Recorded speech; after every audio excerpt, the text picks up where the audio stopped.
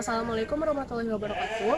Perkenalkan, nama saya Fairuz Alfia Yasmin dengan NIM J13092010104 dari Program Studi Teknologi dan Manajemen Ternak Angkatan 57 kelas TNK B2.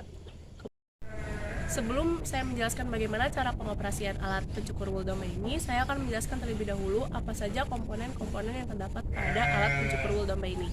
Yang pertama yaitu ada kabel, di mana kabel ini berfungsi untuk mengalirkan listrik pada alat pencukur wool. Kemudian yang kedua ada hand grip, di mana hand grip ini berfungsi sebagai area untuk memegang alat pencukur wool ini. Lalu ada tombol on off, di mana jika menunjukkan angka 0 maka dia mati, dan jika menunjukkan angka 1 maka alat tersebut akan menyala. Lalu ada besi penutup.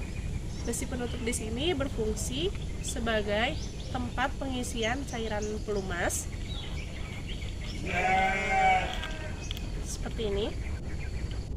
Lalu terdapat mata pisau yang berfungsi untuk mencukur wool domba, dan yang terakhir ada saluran udara, di mana saluran udara ini berfungsi untuk mengeluarkan udara panas pada mesin.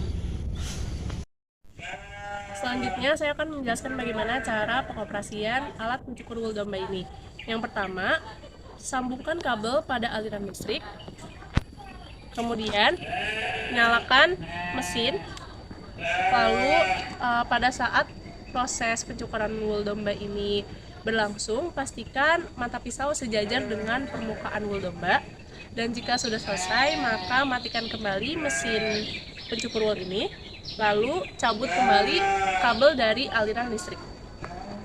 Jika mesin pencukur wool ini sudah selesai digunakan, maka bersihkan semua komponen-komponen termasuk mata pisaunya dari sisa-sisa wool domba yang menempel. Lalu bisa dilakukan penggantian mata pisau secara berkala. Simpan alat pencukur wool ini pada tempat yang kering, simpan pada tempatnya, hindari tempat yang basah dan lembab. Sekian penjelasan bagaimana cara pengoperasian alat pencukur wool domba. Sekian dari saya, mohon maaf bila banyak kesalahan. Wassalamualaikum warahmatullahi wabarakatuh.